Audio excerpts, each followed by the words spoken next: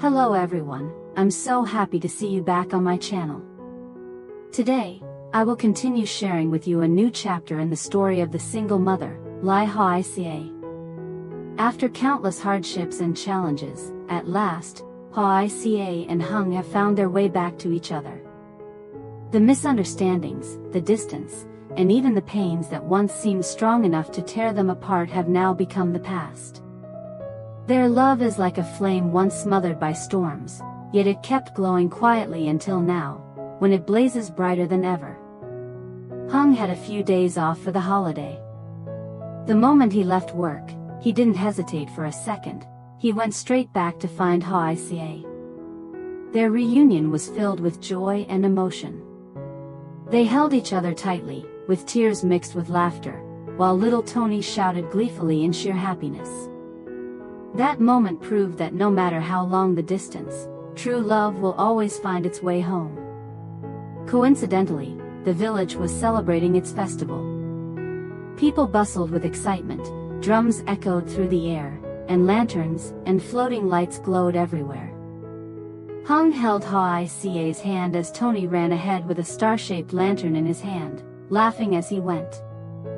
Lythieuca leaned gently on Hoai's shoulder, her eyes shining with the peace she had long yearned for.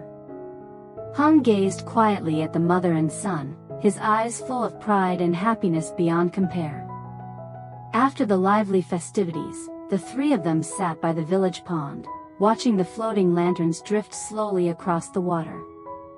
The surroundings grew calm, distant laughter faded, leaving only the warmth of their hands clasped together. Hoai looked at Lythieuca and softly confessed that though he had traveled to many places and met many people, he had never found the same peace as when he was with her and Tony.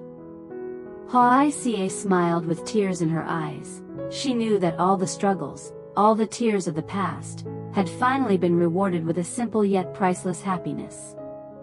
In that moment, the three of them understood that the most precious thing in life is not luxury, nor fame, but being together, sharing, and overcoming every storm side by side. As Tony stepped through the school gate, it felt as if he had entered a world filled with colors.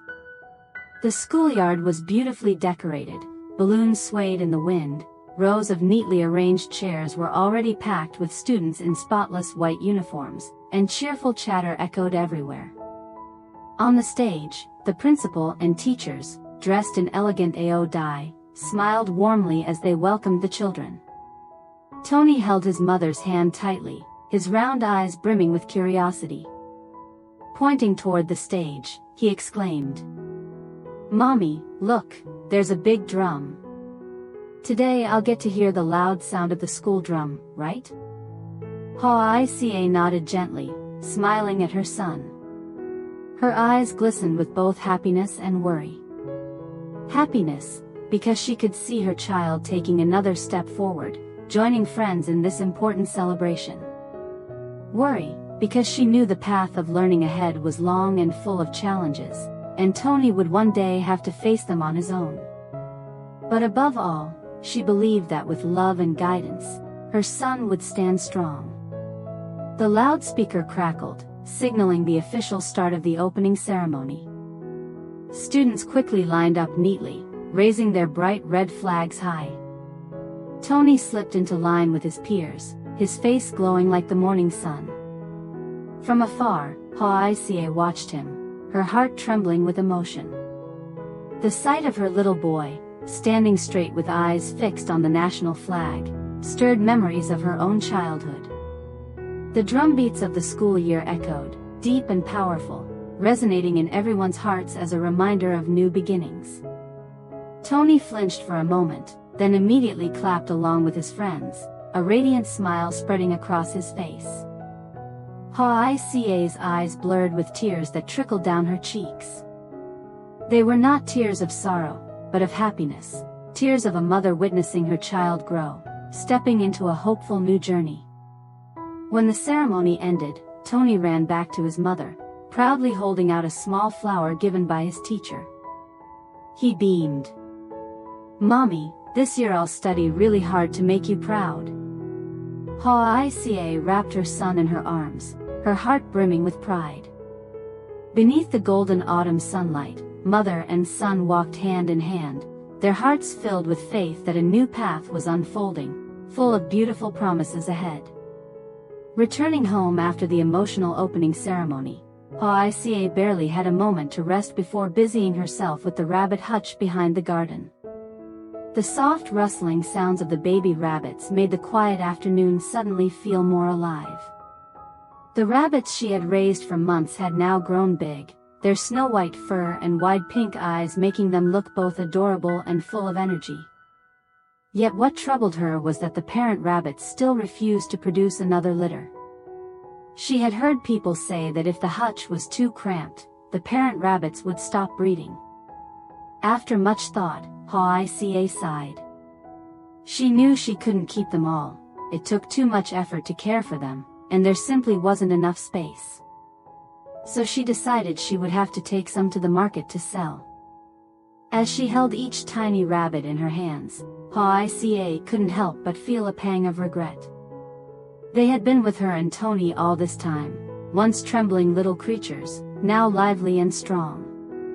But she told herself that letting others who truly loved animals take them home would be better. It would lighten her own burden and give the parent rabbit space to reproduce again. Tony stood by the hutch, his eyes hesitant as he asked, "Mommy, do we have to sell them all? I want to keep a few to play with." Hoai smiled, gently stroking his hair as she explained, "We'll only sell some, and keep a few for you to take care of. Remember, raising animals is a responsibility, not just for fun." Tony nodded, still reluctant, but he seemed to understand his mother's hardship. That afternoon, Hoai prepared a bamboo basket, lined it with soft dry straw, and carefully placed a few plump little rabbits inside. Looking at the basket, she drew a deep breath, her heart a mixture of sadness and relief.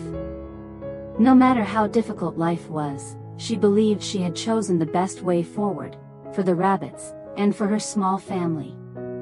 Hearing Ha's words, Hoai was choked with emotion, unable to say a word. She gently set the little rabbit down and quickly wiped the tears from her cheeks with her sleeve. Memories rushed back, years of quietly raising her child alone, nights of exhaustion with no one to confide in.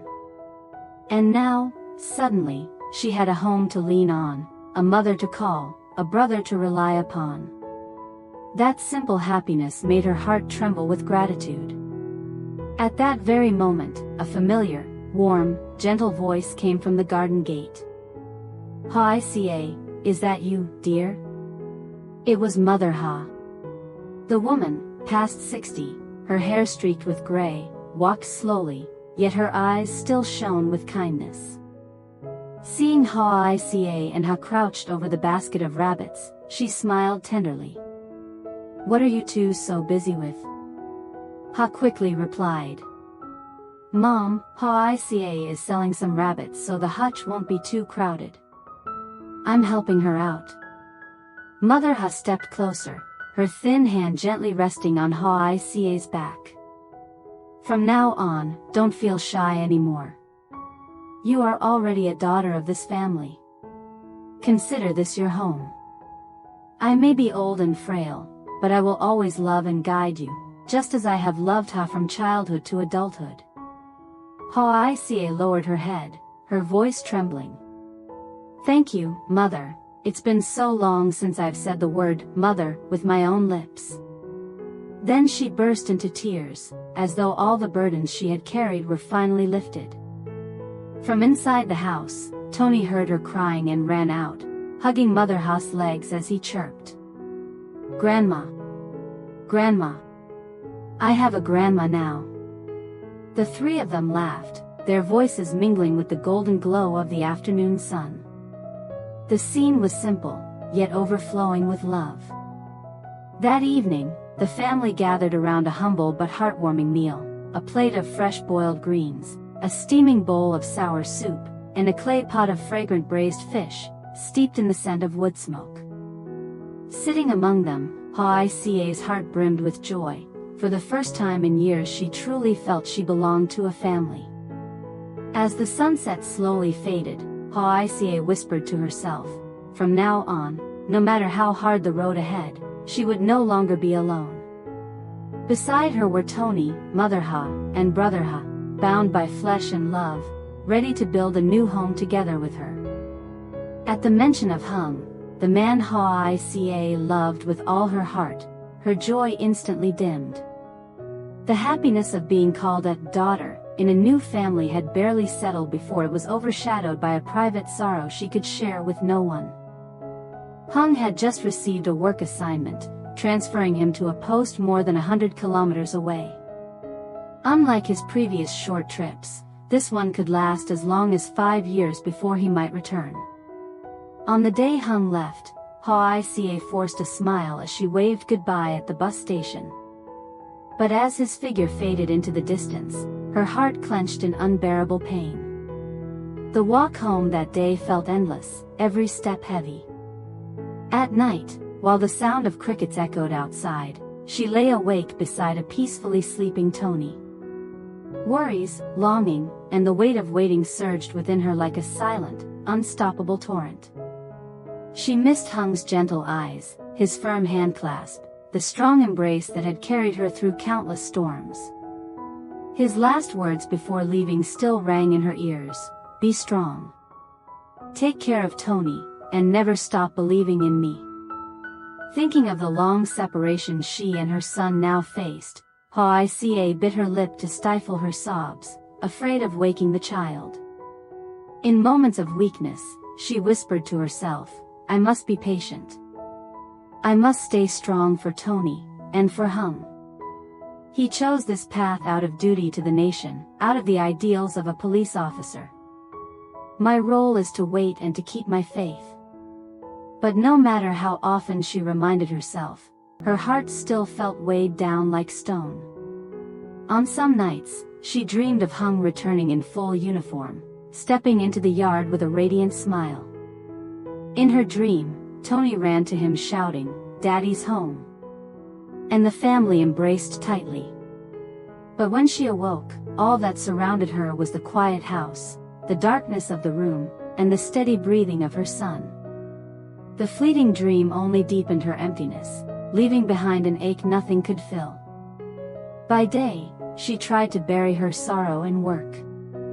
Sometimes harvesting pomelos in the orchard, sometimes cleaning the rabbit hutch, sometimes helping Mother Ha prepare the evening meal. Each morning, when she brought Tony to school, she reminded herself that she had to be strong for his sake. Yet all it took was a quiet moment, a gust of wind through the veranda, and Hung's image would return vividly to her mind. Many times, Mother Ha saw her red, tear-streaked eyes. She would simply pat Hoai's shoulder and say softly, "My dear, the hardest part of a woman's life is when her husband is far away. But time will pass quickly. Think of each day as one step closer to reunion." Those simple words were like medicine, giving Hoai renewed strength. To her, each passing day was a test of faith. And Hoai believed with certainty that if she held firm to love and patience, then one day, when Hung completed his duty and returned, her little family would once again be reunited under the same roof, whole and at peace, the very happiness she had always longed for. After many long days of standing guard through the Lunar New Year, while most people were already reunited with their families, Hung was finally granted a few days of compensatory leave. Without a moment's hesitation, he packed his gear and boarded the earliest bus home. During the 100-kilometer journey, his heart carried only one desire: to see Hoai and Tony again. That afternoon, as the last golden sunlight lingered on the roof, the familiar sound of a motorbike stopped at the gate. Tony, playing in the yard, cried out excitedly, "Daddy Hung is back! Mommy, Daddy's home!" At the sound of his voice, Hoai's heart skipped a beat. She rushed out, her eyes blurring with tears as she saw the familiar figure, thinner than before, yet with the same warm gaze as always. For a moment, they both stood still, then Hung stepped forward and held her tightly. All the longing, all the hardships, burst forth in tears. That evening, the three of them gathered around a simple reunion meal with leftovers from Tet, slices of bon chung wrapped by Mother Ha, some pork sausage, and a steaming bowl of bamboo shoot soup still fragrant with wood smoke. Amid Tony's cheerful laughter, Hoai told Hung about the past days of the new year, selling some of the young rabbits at the market, being welcomed as an adopted daughter by Mother Ha and Brother Ha, and her worries about Tony's schooling and the family's livelihood in the coming year. Listening, Hung clasped Hoai's thin hand, his gaze deep and heavy. "I'm sorry for leaving you to shoulder so much alone. From now until the end of my leave, I won't go anywhere. I'll stay with you and Tony. I want to make it up to you both, at least during these few short days." Looking into his eyes, Hoai felt a swell of emotion. She knew his work was a sacred duty, a responsibility he could never abandon. But for her, just having these rare moments of reunion was enough to give her the strength to keep waiting and carrying on. After dinner, the three of them strolled together through the Central Park. Festive spring music blared from the loudspeakers, while groups of children holding balloons ran and laughed merrily. Hoai gently held Hung's hand, while Tony dashed ahead, turning back now and then to call out, "Mom, Dad, hurry up, or we'll miss the fireworks." That night, the city seemed to wear a brand new coat. When the clock struck midnight, the thunder of fireworks filled the air, and the sky bloomed with radiant bursts of light. Red, green, yellow, purple, streaks of color spread across the heavens, illuminating the faces of thousands gazing upward in awe. Hoai lifted her head toward the sky. For the first time in her life, she truly felt her heart overflowing with happiness. Beside her was Hung, the man she loved. In front of her was Tony, the innocent, carefree boy she cherished. His laughter and shouts echoed in the night, blending with the glow of the fireworks to form a symphony of joy.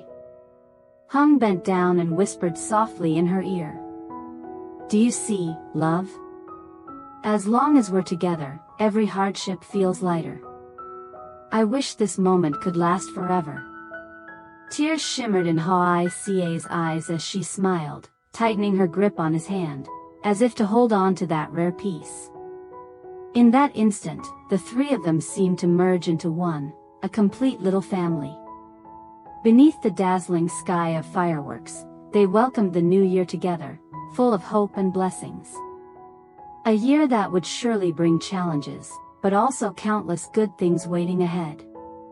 That night, Tony slept soundly in his mother's arms while Hung sat beside them, quietly watching as they drifted into dreams.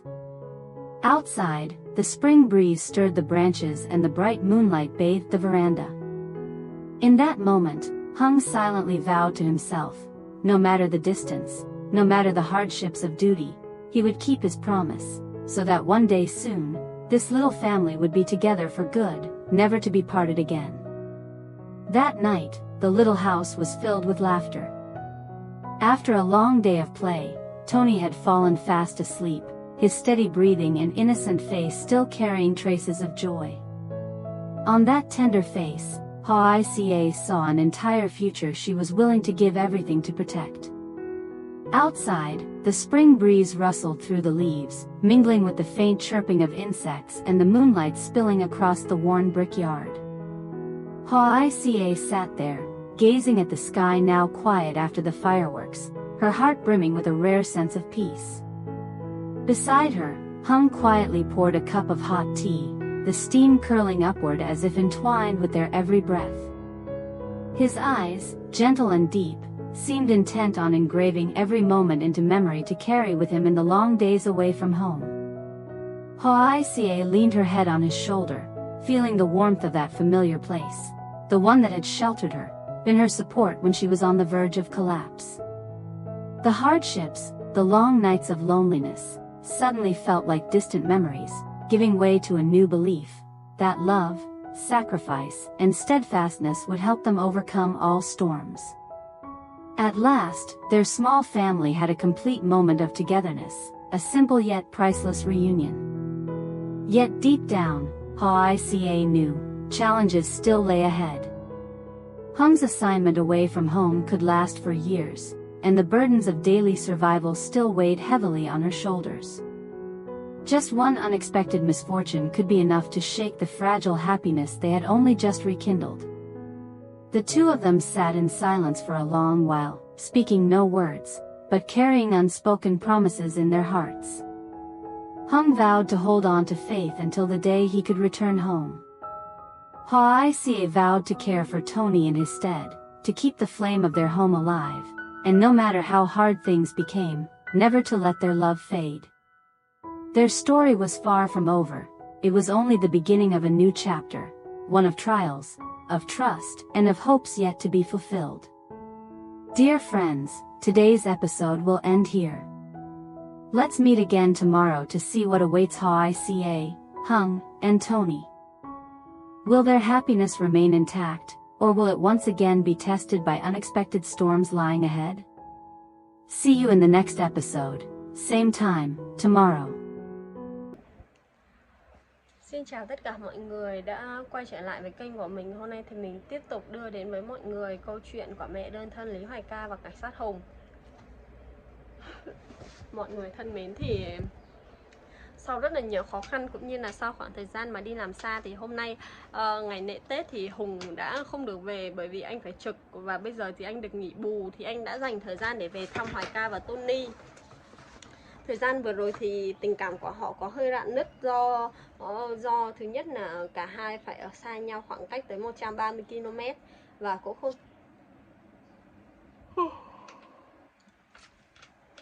không thể gần bên nhau được. Thứ hai là có khá nhiều sự việc xảy ra xung quanh mối quan hệ tình cảm của họ, dẫn đến tình cảm của họ bị rạn nứt. Tuy nhiên là lần này Hùng đã về và ở bên Hoài ca với Tony trong dịp lễ Tết này, và tình cảm của hai người cũng gắn bó hơn. Cả ba sum vầy với nhau. Vậy thì liệu mọi chuyện sẽ diễn biến tiếp theo như thế nào? Mời mọi người theo dõi tập sau nha.